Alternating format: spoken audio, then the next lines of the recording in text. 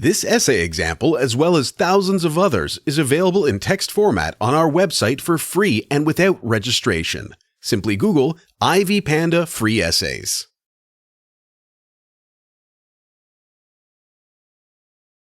Introduction. Philosophy is a science that will never stop surprising one with the questions it poses. The more answers one gets, the more new questions arise. Below are just a few examples of what can be called controversial ideas in philosophy. They made me think that one and the same question may have diametrically opposed answers. Discussion. One of the most enigmatic philosophers for me is Plato. At first sight, Plato's Republic is a story about an ideal state created by the author. However, Plato's idea is more complicated. The state was invented to demonstrate the problem of human behavior. The ideal state approached Plato's answering the question, what does it mean to be good? This is a means that helps the philosopher to demonstrate that ethics, i.e., personal behavior, is a part of politics, i.e., group behavior. Plato's message is that if people are able to work out the right ways to organize the polis, the latter will be healthy, and individual happiness will be irrelevant. Most of all, I was interested in the allegory of the cave. It is told and then interpreted by the character of Socrates in the 7th book. The allegory is preceded by the analogy of the divided line and the metaphor of the sun. The thing is that Plato believed in learning only through experience. According to the philosopher, one has to travel from the visible realm, image-making and sensitivity, to the invisible realm, reasoning and understanding.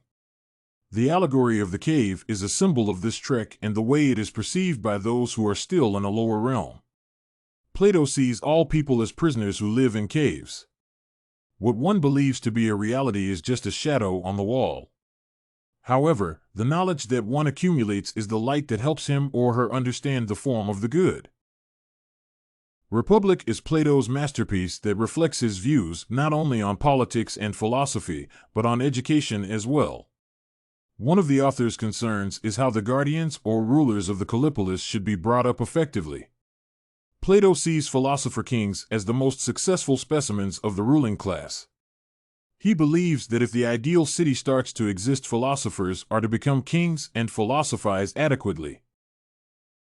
Special care should be taken to these philosopher kings' education. It should start with general primary education, last up to the age of 18, and include 2 years of intense physical training. For those who succeed in their studies, Plato suggests 10 years of mathematical education, as, according to him, forms, i.e., archetypes, cannot be comprehended without mastering mathematics. Then come 5 years of training in dialectic and 15 years of studying polis. The final goal of this education is the king's understanding of the form of the good. Descartes was the first philosopher who wondered how certain one can be about the world around them. He rejected any idea as certain and tried to discover the basis of certainty. He used the methods of doubting to work out principles that cannot be doubted. He concluded that human knowledge cannot be used as a reliable principle for being certain or uncertain, as it is based on perceptions only. Moreover, they are not necessarily correct. The only thing Descartes is sure of is that physical things exist, and that while doubting, the only thing one should not doubt is doubting itself.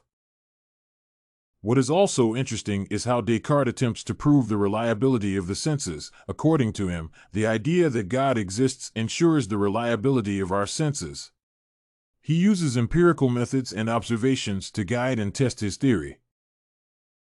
Descartes is considered to be one of the greatest rationalists, along with Leibniz and Kant. The main principle of the rational philosophical method is that only views appealing to reason can serve as a source of knowledge or justification. As rationalists argue, reason, not experience, is most important for the acquisition of knowledge. They believe that there are 3 types of knowledge: innate, basic instincts and innate concepts that one possesses, truths that are not known since one's birth but can be worked out independently of experience of the world, and truths that, though grounded partially on experience, but cannot be derived from experience alone. There exists one more theory of knowledge, skepticism. Descartes contributed significantly to development of this philosophical theory, making attempts to find absolute certainty the philosophy should be based on. Skeptics doubt the possibility of the knowledge in the first place and argue that belief in something does not necessarily justify an assertion of knowledge of it. Conclusion. It is obvious that there are plenty of opportunities for one to engage in discovering the mysteries of philosophy. But it is also obvious that there is no guarantee that the answers to all questions can be found. At least, the theories and the works mentioned above help me to approach the understanding of life in its various forms and modifications. Did you like this rationalism? The theory of knowledge sample?